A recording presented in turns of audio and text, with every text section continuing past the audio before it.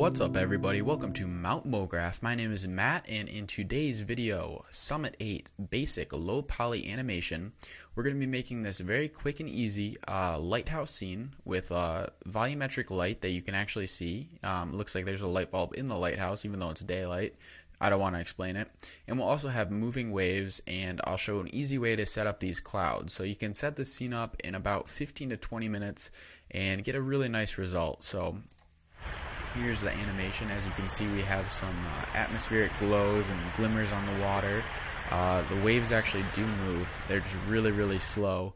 And I got a couple requests on how to make low poly water, and well, I'll show you how to make that in this video and how to set up the scene real quick. So once again, we are going to be making this lighthouse, and it is going to be a quick and easy video. So we'll get into some other stuff later. I was going to make like a Harry Potter train scene, like the train going through the mountains, and I realized some people might not know how to animate cameras, so I'm going to make this one today, and then in another video I'll be doing that, a Harry Potter train animation with like some smoke coming out of the stack and it moving on a track. But just for this one, I think we'll stick with the lighthouse and just get the basics out of the way. So open up Cinema 4D. I have mine open right now. It doesn't matter what version you have. I think this will work all the way down to R12 as usual. So yeah, let's jump into it. We don't need to make this video too long. So go up into your primitives. Click and hold, and we'll go down and select a cylinder. This is going to become the base of our lighthouse. So just go into your cylinder attributes, and we're going to turn the rotation segments down to, let's say, 12. And we're also going to maybe just make it a little bit slimmer. It's on some weight loss program, and also turn the height down. So there we go. We have our basic setup. Also, my grid is turned off. If you don't want to see your grid for any animation, which I normally do turn it off, go up into your filter right up here and just hide your grid. You can turn it on or turn it off, but sometimes it just gets in the way. So yeah, that's how you turn it off. Anyway, select your cylinder, and we're going to be naming this Lighthouse base or main or something. I don't know. You can name this whatever you want as usual. Press C on your keyboard to make it editable, and like all our other low poly videos, just delete your Phong tag. So I press delete on my keyboard, and there we go. So now we have this nice like octagon looking shape, and yeah, so that was easy, right? Alright, so now go up into your deformers. Go down and select your, where is it, taper, and just put your taper in your lighthouse base. And I'm going to fit this to the parent. If you don't have R15, you won't have this fit to parent button, but you can just resize it like a normal person with your scale. But that button's helpful, so I'm going to use it. Okay, so now that I have my deformer on my lighthouse base, I'm going to go into my taper attributes, and I'm going to just turn my strength up, and there we go. That looks great. So now we have kind of like a crappy looking ice cream cone that's upside down. Okay, so now I'm going to select my lighthouse base with the taper. I'll just minimize the drop down. Hold command on your keyboard and drag it out, and as you can see, we'll get a duplicated copy. I'm just going to press E on my keyboard to bring up my move tool, and I'm just going to slide it up to the top of it, and this is going to become like the top of our lighthouse. Okay, so that seems just about fine. I'm also going to scale this down, so press T on your keyboard to bring up your scale properties, and we're just going to make this a little bit flatter. And you might have to go into your taper tool again, since it did get resized with our scale, and just like get it to fit right. Mine got scaled way down. So I'm also going to turn my strength a little bit less on this one, just to not make it so ice cream coney. And I'm sure that's not a word, but if it is, hooray. So I'm going to drag this down, set it on top of my building, or what will become my lighthouse, and we will now name this like lighthouse, or we'll call it this like glass bottom. That'll work. Okay, so once again, select your glass bottom, press command on your keyboard, or hold command, sorry, and drag out your glass bottom. Make your drop down a little bit bigger, so just expand your drop down. Delete your taper object, and we're just going to move this object up on our screen. So now we have this this normal shaped octagon, and we're going to just scale this up till you think you have a decent size. That looks alright to me, and I'm going to now scale it down proportionally so it will kind of sit on the top of this glass top section, or bottom section, sorry. So duplicate your glass bottom, the one you already duplicated, so I guess duplicate it again. Press T on your keyboard and just scale this down. I'm scaling mine down to 92%, and then I'm also going to scale it up on the y-axis so it looks like it's kind of coming through the top. So since we're making like a glass object, we don't want to have a solid object.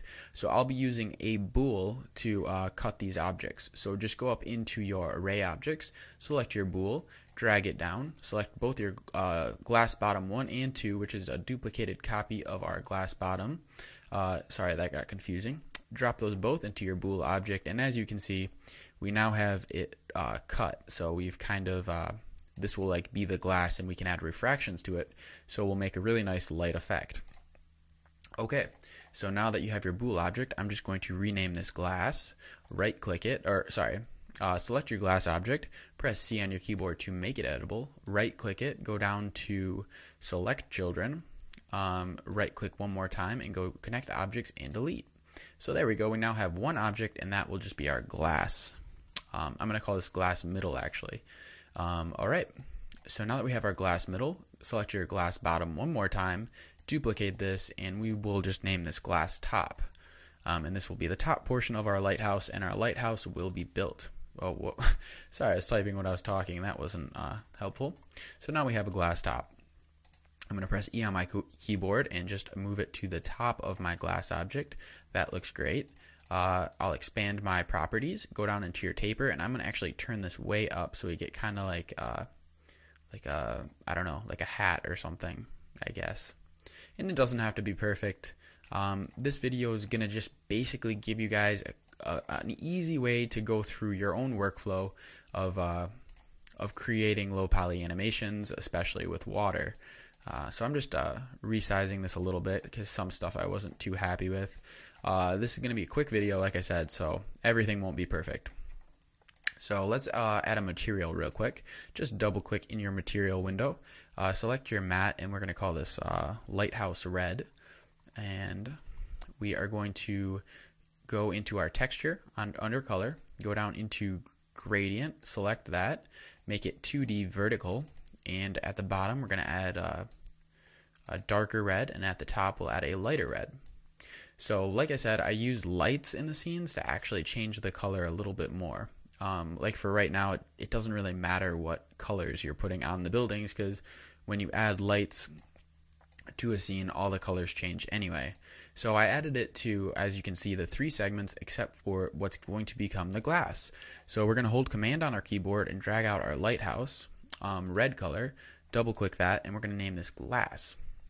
Now go into your transparency, check that box, and we're going to just turn down the brightness until you can actually see your circle again in your window, or whatever shape you have as your material. So also turn off your color channel, and we are going to keep turning it down. That seems good, and we'll turn our refraction up to 1.33, which is the refraction rate of glass, and now you can see the lines get a little bent. Also turn on your reflection. You don't have to turn it up to 100. I would drag it down to maybe like 36 or so, just so you get a little bit of a specular glow. We also do have our specular on. Also go to texture and turn on Fresnel, and just turn down the mix strength to like 6%. And that is how we're going to make our glass. So now just drag your glass object onto your glass material in your object manager, and it kind of disappears because it now has a transparent texture on it. So do Command R on your keyboard, or click this render view, or render preview, sorry, and when you do that, as you can see, we can see through our glass texture. So I have no lights in the scene yet, and I haven't done anything, but we have the basic structure of our light, so that is very cool. So let's make the middle portion of our light, like the part that's going to be glowing and emitting light. Just hold Command on your keyboard and drag out your glass middle, and I'm going to be calling this light bulb. Also go into your material manager, grab your glass, hold Command on your keyboard, drag that out to duplicate it, and I'm going to call this light bulb. And this is going to be very easy to do. We're just going to go into our transparency, change our color from white to kind of like an orangey yellow. And as you can see, we have kind of a gold glow. Also go into your reflection and just turn this down to like a sunny yellow.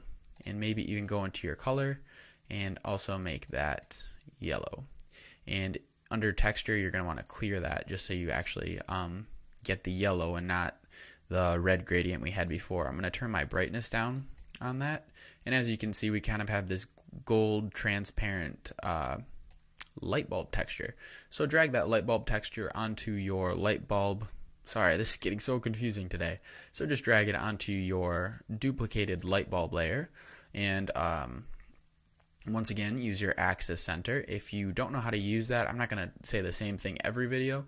Just look at the last video, and I think in the first 2 minutes of the last low poly videos, I explain how to get this axis center out and dock it.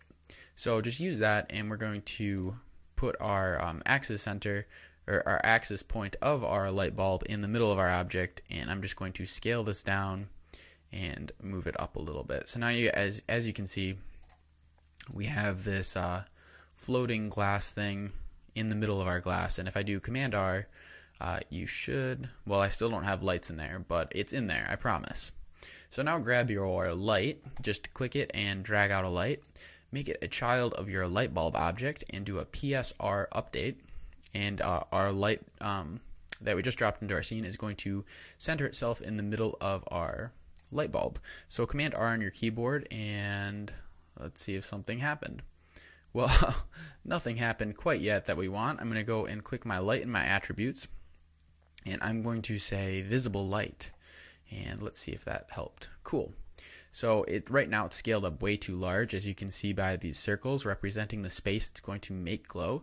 And just press T on your keyboard to bring up your scale properties and scale it down so it's kind of just coming out of the lighthouse a little bit, like not as much as before.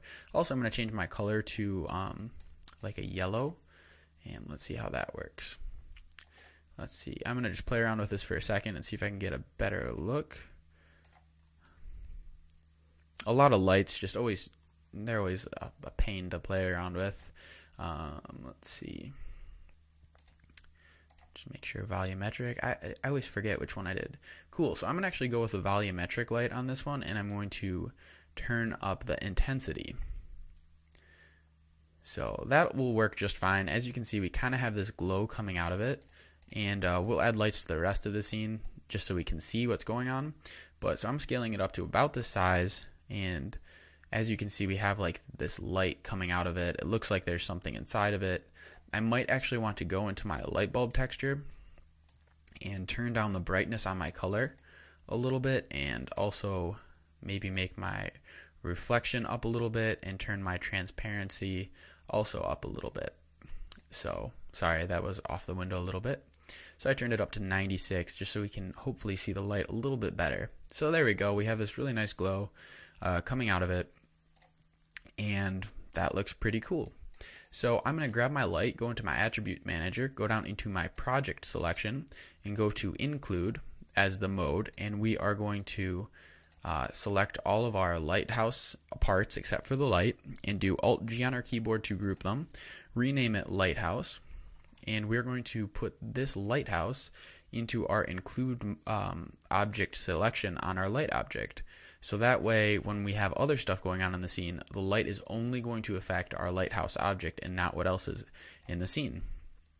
So that was pretty easy, and as you can see, it looks like we have a nice little glow coming out of it, which is pretty cool. So let's go ahead and build more parts of our scene. I'm going to go into my primitives and select a plane, and I'll move it down to about the oh, sorry, don't do that. Don't make a plane yet. We're going to actually create the island. So go into your primitives and select a landscape. Select your landscape, go into your attributes, and we're going to turn the rough furrows and fine furrows, I think I'm saying that word right, up to 100%, and also turn your width segments and height segments, and depth segments down to like 20 or whatever, depending on how big your lighthouse is, whatever looks good to you. So I'm just going to move this down to about the bottom of my lighthouse selection. that looks cool. I'm actually going to hold Alt on my keyboard and click these traffic light things next to my light just to hide it for a little bit so we can see what's going on in the scene. Okay, so now I have my landscape. I'm going to go into my primitives, select a cylinder, scale up my cylinder, and I'm just going to guess, but I'm guessing this is going to be a decent island size. So I'm now going to go into my array objects, select my bool, and I'm going to drop my landscape and cylinder into my bool. You might have to play around with your boolean type. I'm not sure how to say that, but I believe you have to be A intersect B.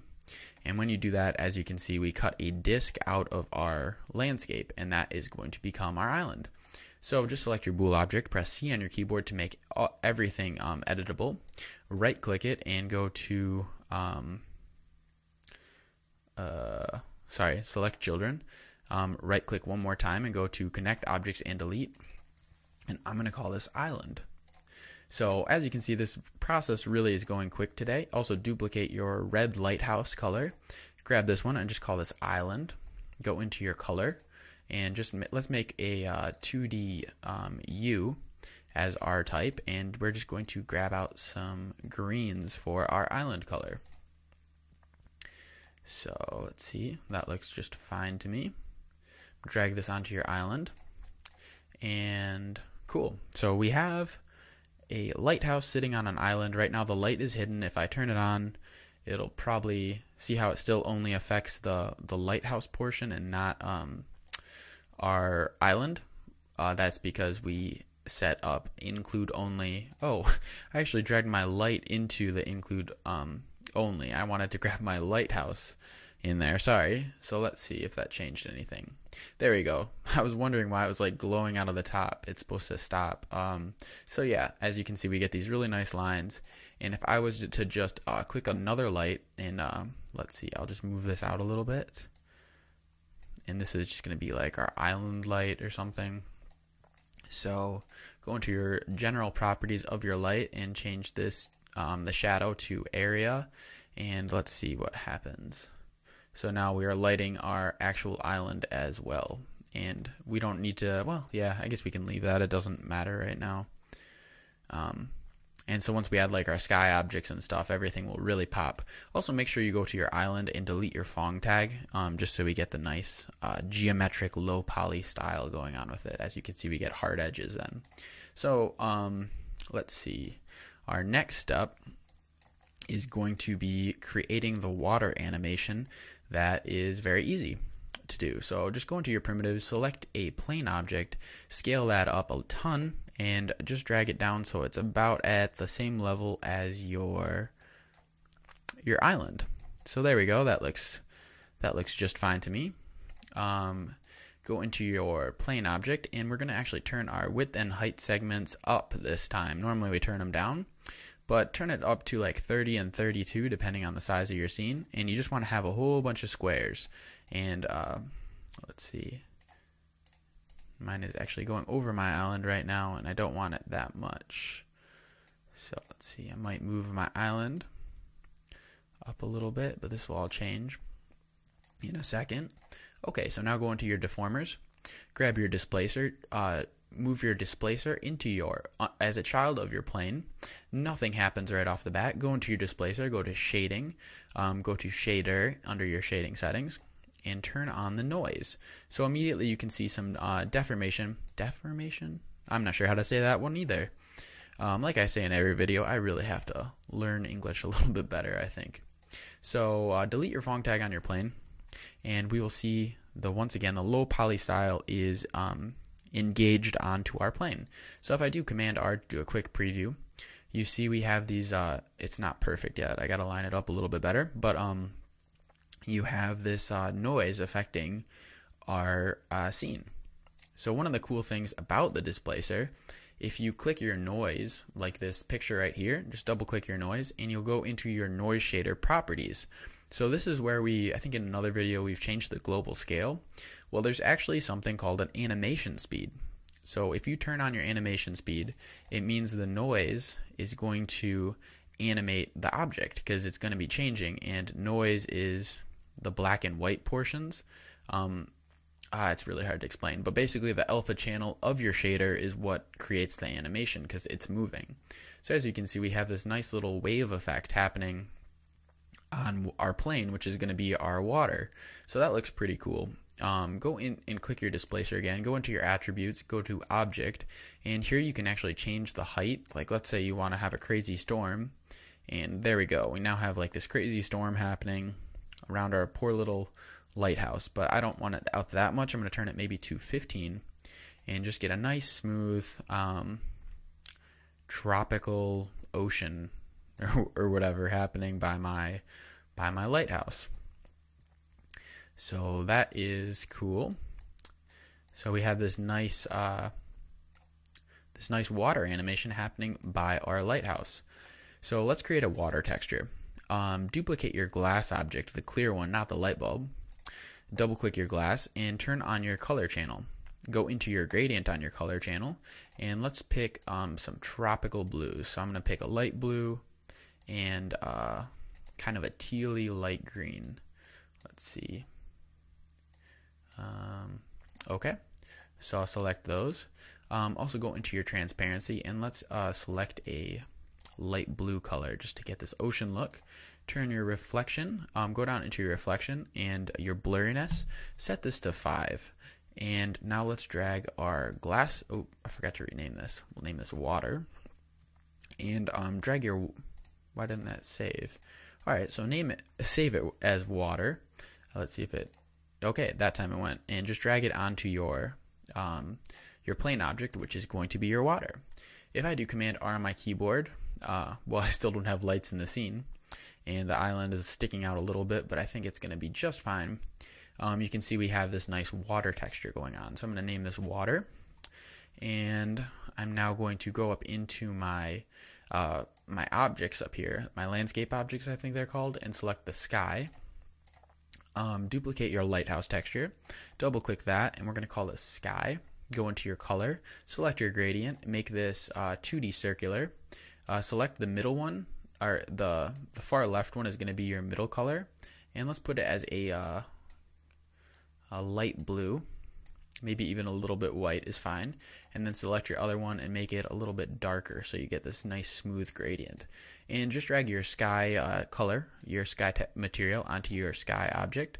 As you can see, our scene lights up a little bit. Do Command R on your keyboard and you'll see our scene is really coming together quick, and we have this nice reflection going on in our water, but since we made the blurry, it a little blurry, you're not able to see everything. I think my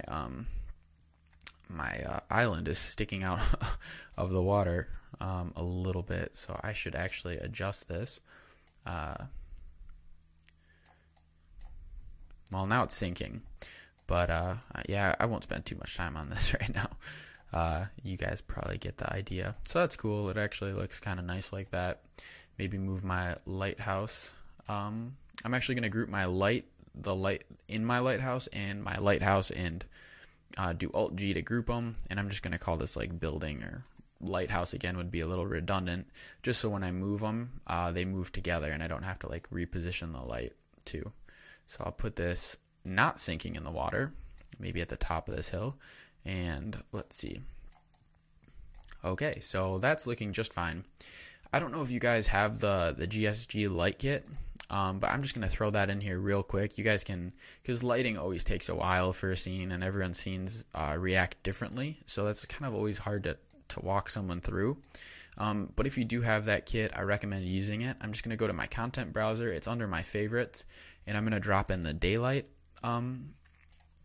preset from the GSG light kit, which I guess I can put a link at the bottom. And if I do Command R, you'll just probably, the scene is, oh, whoopsie. I'm going to go into my daylight controller and just scroll down to sky seen by camera, so we see our sky and not the default sky. And let's see how this is looking. Render computer. So let's see. So yeah, that's basically it. I don't know if I should show you guys how to make the clouds. That's also very easy just with spline objects. And maybe my water is a little bit too transparent, so I'm going to go into my transparency and just turn this down. So yeah, let's see. I'll do a quick render. And sorry, my computer's going a little slow right now. But yeah, so we have this the lighthouse, very basic, obviously.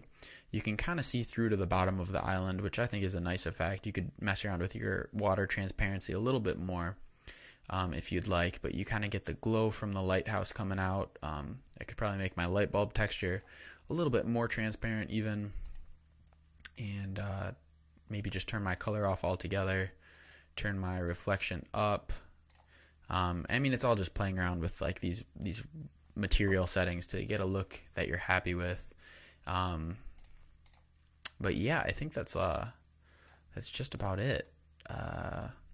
But yeah, so that's how you create the basic scene. I'm gonna skip making the clouds just because I think nobody wants to see that, to be honest. But if I press play, we have our water moving in the scene. We have our lighthouse sitting on the island. Oh crap, I'm sorry, I forgot. I told you guys we were gonna do the basic camera animation. So let's do that real quick. Go into your splines and select your circle spline and just rotate this so it's surrounding your island to 90 degrees. Scale it up a little bit. Cool. So as you can see, it's sitting above our water, sitting above our scene. That was really easy. Just go and click a camera object. Right click your camera object, go to Cinema 4D tags, go align to spline, and under your align to spline tag, just drag your circle spline that you just created into your spline path. So now if I was to click into my camera, it's aligned to the spline, but it's not looking at anything. Like, I think I could move it around, but basically you can't move it off the spline like I'm trying to right now. But so that's a cool way to just position something. And then when I change my position, it'll actually go in a circle. It's hard to see because it's not looking at anything, but it travels along the spline.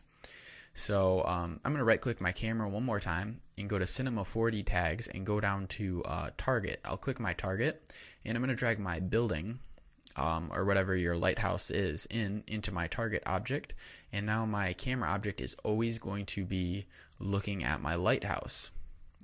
So when I mess around with my align to spline tag, as you can see, we travel perfectly around the island, and it's always looking at it. I could even drop my island and building into a null object if you want to see the island too, and go into my target tag and drag just that null with the island and the lighthouse in there. So now when I scroll around with my position, it's always going to be looking at the island and the lighthouse.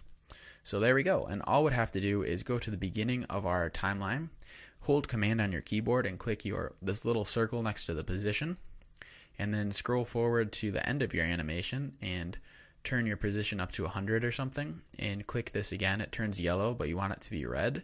So just hold Command and click that circle again.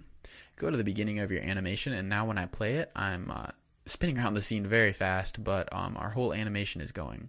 Let me just actually make my timeline longer so we can see the water animation since it's traveling so quick.